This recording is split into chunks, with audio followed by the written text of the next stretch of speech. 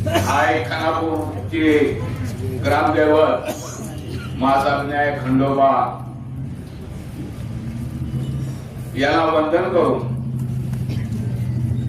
1109 साली बसलेले खानापूर आपले नगरी, या नगरीला एक काळिंबाचा दिवस. गद्दार माणसं आपल्या गावात आली, गद्दार माणसं जन्माला आले आणि आपल्या आईचं नाक कापायला लागले. मित्रो, आपल्याला जन्म देणारे काय असते आणि ज्या मातीत आपण खेळलो, ज्या मातीत आपण बागडलो, ते मातीमध्ये आपली जन्मभूमी म्हणजे आईच असते. आणि या आईच्या नाकाचं राग करण्याकरता किंवा बचाव करण्याकरता याचं उदाहरण आपल्या 1947 अगोदर दिलेलं आहे. भगतसिंग, सुखदेव, राजगुरू या लोकांनी आपल्या मातृभूमीसाठी देह दिला, आपला जीव त्याग केला, आपलं जीवन संपवलं. बॉर्डरवर 1 इंच जागा दुश्मनला नाही द्यायची म्हणून आपले लाखो जवान शहीद होतात. अशा परिस्थितीत एक जुनं गाव, चांगलं गाव, ह्या नगरपंचायती झाल्यानंतर ह्या गावाला जवळजवळ आज देश स्वातंत्र्य होऊन 75 वर्ष झाली. पूर्वी ग्रामपंचायत होती, नगरपंचायत होती. मला महत्वाचा प्रश्न माझे 2 आहेत. पहिला प्रश्न, शिवो हे नगरसेवक एखादी परत भुमताळायला केली. 5 वर्ष कोण नगरसेवक आहे, कोण नगरराज आहे, परत भुमताळ केली. पण शिव कमांडिंग ऑफिसर यांनी शासनाचं शीत काय बघितलं. महाराष्ट्र कलम, महसूल कलम 1966, 247 बेच्या कलमाप्रमाणे या हजारानं काय केलं. आपण अरुणभाई संदीप हे हजारावर आपण स्टेशनला एक गुन्हा दाखल करू शकतो, गुन्हा दाखल करायचा. कारण का हे नगरसेवक ग्रामपंचायत सदस्य येथे जाते, परंतु हा शिव आयुष्याच्या 60 वर्षापासून नोकरी करणार. मग कुठल्या गावची, कुठल्या भागाची जमिनी काय जाणार, तर त्याला आताच घरात शेतात घरात पाठवलं चांगलं आहे. दुसरी गोष्ट, हे गाव मगाशी संदीपने सांगितलं, स्वर्गीय आमदार अनिल भाऊंनी दत्तक घेतलं होतं आणि दत्तक घेतलेल्या गावात सुदैवानं आता त्यांचे सुपुत्र ते आपल्या खानापूर विधानसभा मतदारसंघाचे आमदार आहेत. माझी एक तुम्हाला विनंती आहे, तुम्ही या खानापूर या विकलेल्या तुमच्या नगरसेवकाच्या वाढीबद्दल तुम्ही एकदा खानापुरातून सांगा की ती यांना मी सांगितली भिका म्हणून. नसल तर हे प्रकरण आताच्या आता थांबवा आणि ह्या शिवला परत या नगरपंचायत पाठ ठेवून देऊ नका. तुम्ही जर पाव ठेवून दिला तर आम्ही मात्र पुढच्या टप्प्यात हजारे हा शिव आम्हाला नको म्हणून आम्ही महाराष्ट्राचे मुख्यमंत्री देवेंद्र फडणवीस साहेबांकडे आम्ही खानापूरचं शिष्टमंडळ जाणार आहे. दुसरी गोष्ट, केस कोर्टामध्ये आहे, त्याचा निकालच लागला नाही. अहो अजून बिट्टा आहे, सांगली आहे, हायकोर्ट आहे, सुप्रीम कोर्ट आहे. तो बघतो ह्या शिवनं कारण काय माहिती आहे का, हे नगरपंचायत मध्ये जी भामटी पुरटी यायची ती 4 पैसे खायला बघतेली इत्यादी. परंतु शिवचं काम होतं की बाबा की तुम्हाला केस काढता येणार नाही. केस का काढली, त्याची तडजोड तुम्ही कुठल्या ह्याच्यावर केली. आणि 10 वर्ष लागू दे, 50 वर्ष लागू दे, का तुम्हाला नगरपंचायतीची जागा घेऊन कोणा तुम्हाला कमिशन खायचं आहे का. तुम्हाला कमिशन खायचं पण आम्ही गाव खाऊन घेणार नाही. त्या ठिकाणी प्रसंगी रक्त पडलं तरी चालेल, परंतु एकदा या खानापुरात जर मनावर घेतलं तर तुम्हाला या रस्त्यावर चालायचं अवघड करू. आता बघू शांततेत चालते, पण तुम्ही कुठल्या कारणाकरता केस माघारी घेतली आणि याचा जबाब आम्हाला तुमच्याकडे नको आहे, आम्हाला शिवकडनं पाहिजे. आणि परत एक महेश पुढल्या आठवड्यात एक शिष्टमंडळ आपण तिथे पक्षापेक्षा काय बघायचं नाही, खानापूर बचाव त्या नात्यानं आमदार सुहास भाईंना भेटूया, त्यांनाही निवेदन देऊया, त्याचे प्रत आपल्या फायला लावून ठेवूया. आणि आज नगरपंचायतीतली उद्या गुरुजीत केली, माझ्या जेवाळी काही लागतेली, रामा जेवाळी एक केली, दर्गावर तरी दर्गा एक केली. मग असं करून गाव आपलं शेंड आहे का? असं सांगा, जाऊ द्या सगळं, आम्हाला काय लागते. मग आम्ही दर्गावरून फोडाय ना, खानापूर शेंड असं सांगा. खानापूर्ण आतापासून क्रांतिशील नाना पाटलांच्या माध्यमातून या गावानं फार मोठी क्रांती केलेली आहे. आम्हाला ती पाळी आणून द्यायला लावू नका. सूर्याच्या पिसाळांची अवलाद, तुम्ही जर खरा जर मराठीच्या अवलाद असता तर तुम्ही या खानापूरच्या आमच्या आईच्या नाकाला तलवार लावली नसते. आणि ज्याला आईच्या नाकाला तलवार लावला जर राग येत नसेल तर तुम्ही घरात बसा. पण आम्ही जो पतोर आमच्या रक्ताचा शेवटचा ठेंब आहे, जो पतोर गद्दारानो तुम्हाला काही करून देणार नाही. कारण का डॉक्टर बाबासाहेब आंबेडकरांनी तसे घटनेत तरतूदच केलेली आहे. मला काय म्हणायचंय, तर त्याला सुप्रीम कोर्टात जाऊ द्या, काय फरक पडतोय? जो सुप्रीम कोर्टाचा अंतिम निर्णय आम्ही मान्य करू. आपण दुर्गेश उठले, तुम्ही कोण? 5 वर्ष तुम्ही आपला आला आणि मग तुम्ही खानापूर एकाच सुरू केलं. तरी आपण आता एकदा शिवून आपलं म्हणणं सांगावं की बाबा मी ह्यामध्ये सामील नाही. आणि जर सामील असाल तर परत एक विशेष सभा बोलवा आणि हा ठराव कॅन्सल करा. आणि तुम्ही जर सामील काय 8 दिवसात नाही कराल तर एकदा आमदार साहेबांना भेटून येऊ. आणि त्याच्यानंतर हा शिव जो देशाला विकणारा हा राबडता आहे जो आपल्याला नको आहे. आणि शिकून पुढं सर्वांनी ह्याच्यामध्ये लक्ष घाला आणि आपल्या आईच्या नाकाची रक्षण करा. एवढं बोलून मी माझे 2 शब्द संपवतो. जय हिंद, जय महाराष्ट्र. आता पहिले सर्व वक्त्यांनी या संदर्भात सविस्तर म्हणणं मांडल्यावर जास्त काय बोलायचं तसं राहिलेलं नाही. पण एकच विषय मी इथं या निमित्तानं सांगू इच्छितो की हा विषय सगळा आम्ही सामाजिक कार्यकर्त्या अंजली दमानिया यांच्याशी संपर्क करून त्यांच्या कामावर घातलेला आहे. त्यांनी सुद्धा त्यांचं एक महत्वाचं काम असल्यामुळे परदेशात गेलेले आहेत. त्यामध्ये परदेशातून आल्यावर माननीय महसूल मंत्री चंद्रशेखर बावनकुळे साहेब यांची वेळ घेऊन त्यांच्याशी भेटू आणि हा जो काही बेकायदेशीर ठराव केलेला आहे तो रद्द करण्याचा भाग पाडू व हा ठराव करण्यासाठी जे कोण ह्या व्यवहारात दोषी असतील त्यांच्यावर गुन्हे दाखल करायला महसूल मंत्र्यांना भाग पाडू म्हणून त्यांनी आम्हाला आश्वासन दिलेलं आहे. त्यामुळं हा विषय आता हा काही गावाच्या पातळीवर राहिलेला नाही. त्यांना अजून सत्ताधाऱ्यांना माझं नम्र निवेदन आहे की त्यांनी हा विषय आता अधिक न ताणता आहे हा झालेली चुकी आहे, ठीक आहे, एक चूक माफ, त्यांनी आपला हा विषय हा ठराव रद्द करून हा विषय संपून टाकलेला बरं होईल. सध्याचे विद्यमान आमदार सुहासभाई बाबर यांच्या नेतृत्वाखाली सध्या नगरपंचायत आहे. त्यामुळे त्यांना सुद्धा माझं निवेदन आहे की त्यांनी या संदर्भात जे काय घडलेलं आहे त्यांच्या नगरसेवकाकडून त्याच्यावर त्यांनी सुद्धा त्यांची भूमिका स्पष्ट केली पाहिजे. कारण मागच्या नगरपंचायत इलेक्शनमध्ये विद्यमान आमदारांचे वडील स्वर्गीय अनिल भाऊ बाबर यांनी या पॅनलचं नेतृत्व केलं होतं. त्यांच्या नेतृत्वावर संदीप तात्यांनी मालिकाकांनी सांगितल्याप्रमाणे हे गाव अनिल भाऊंनी दत्तक घेतलं होतं. या गावाचं नाव हा विधानसभेचं नाव आहे. अनिल भाऊंचं शेवटचं इलेक्शन नगरपंचायतीचं झालं होतं. त्यांच्या नेतृत्वावर त्यांनी केलेल्या आव्हानाला प्रतिसाद देऊन खानापूर गावानं त्यांच्या पॅनल निवडून दिलेला आहे. त्यामुळे आता हा या नगरसेवकांचा किंवा सत्ताधाऱ्यांचा विषय राहिलेला नाही. हा अनिल भाऊंचा सुहासभाई बाबर यांचा विषय झालेला आहे.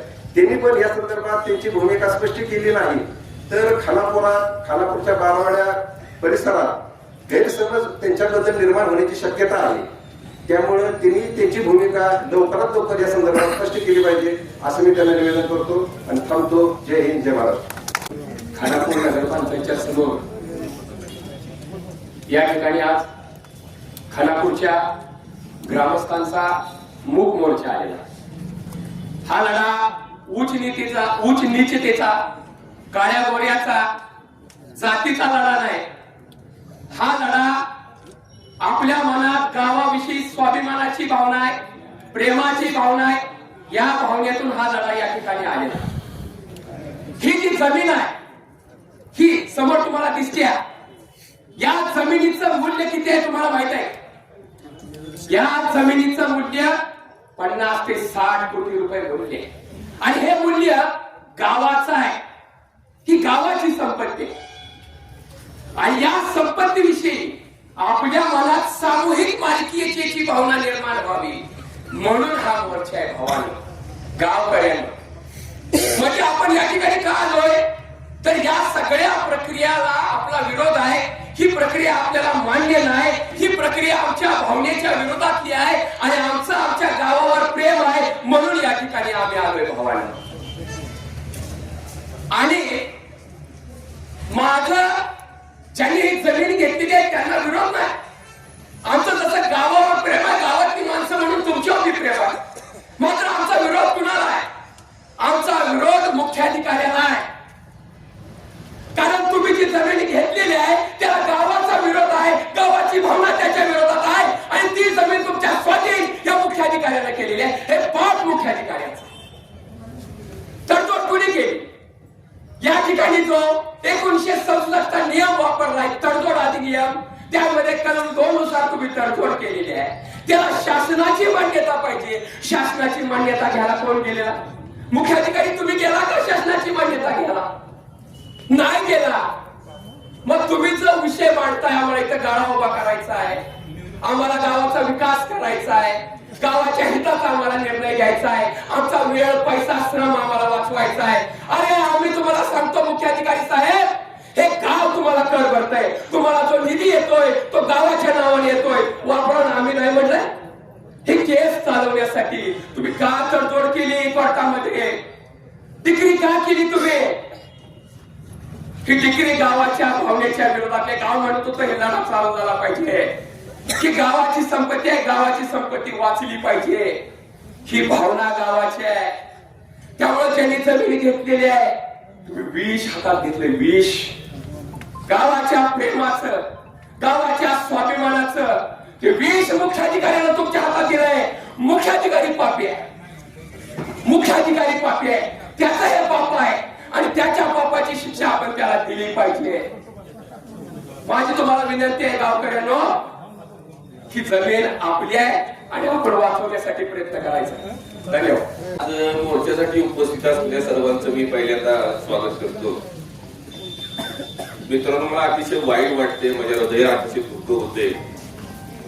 कारण खानापूर हे गाव हिंदू मुस्लिम ऐक्याचं प्रतीक म्हणून अख्ख्या महाराष्ट्रामध्ये ज्ञात आहे. आपल्याला माहित आहे एक भाव दुसऱ्या भावासारखा कसा राहतो तशा पद्धतीने आपण या गावामध्ये राहतो.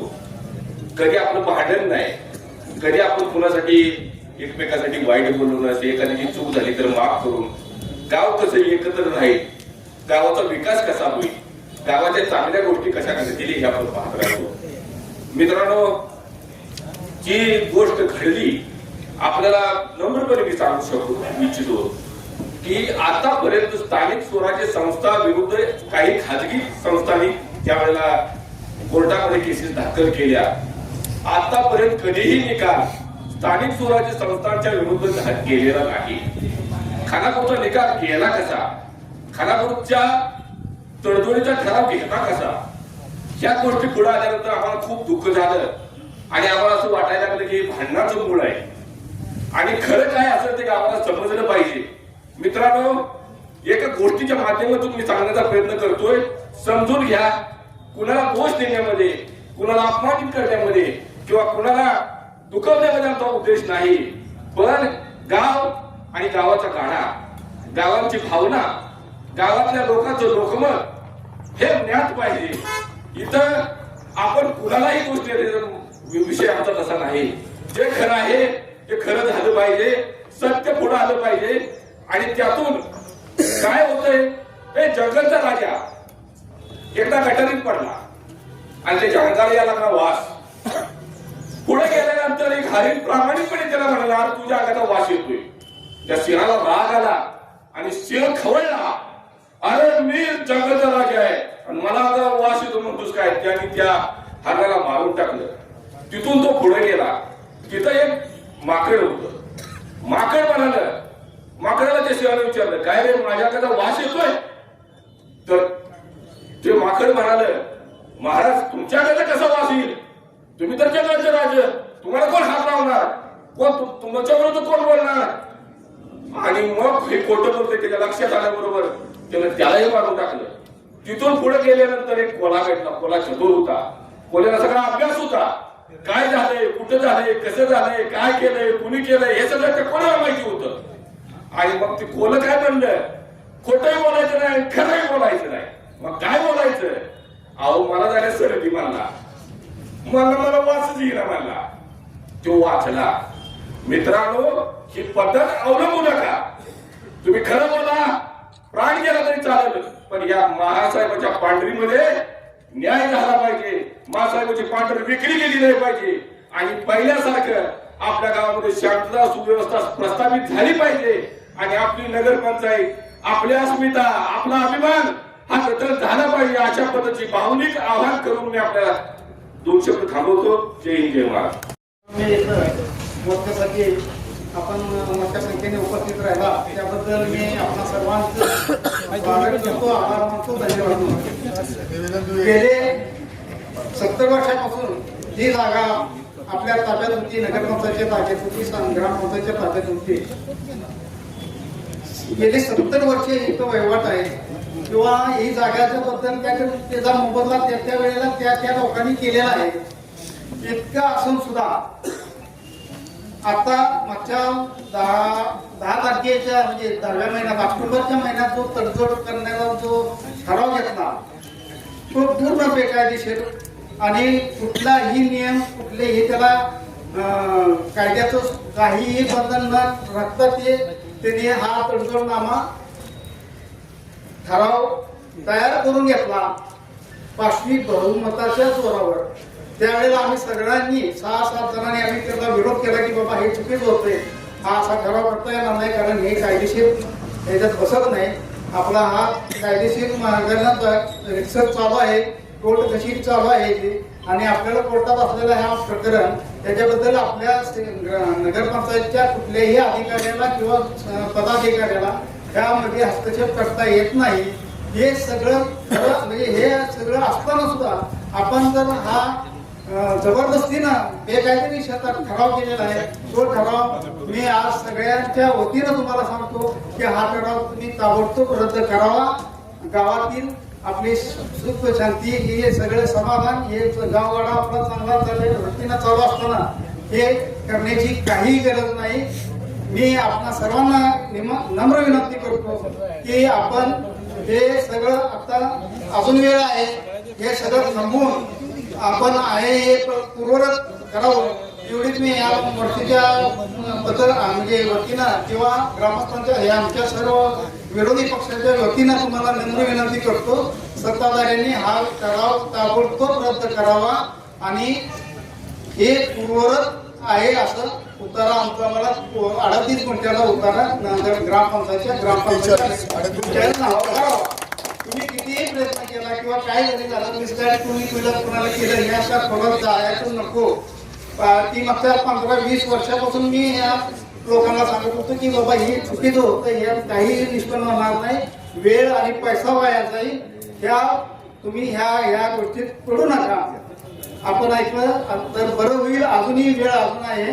तुम्ही आपल्याला या मोर्चाचं निवेदन या मोर्चाच्या निमित्तानं मी आपल्याला विनंती करत आहे हे सर्व थांबवून आपण या गावगाड्यात सामील व्हावं आणि ही नगरपंचायतीची जागा नगरपंचायतला राहावी एवढंच मी आपल्याला या प्रसंगी आवाहन करतो आणि आता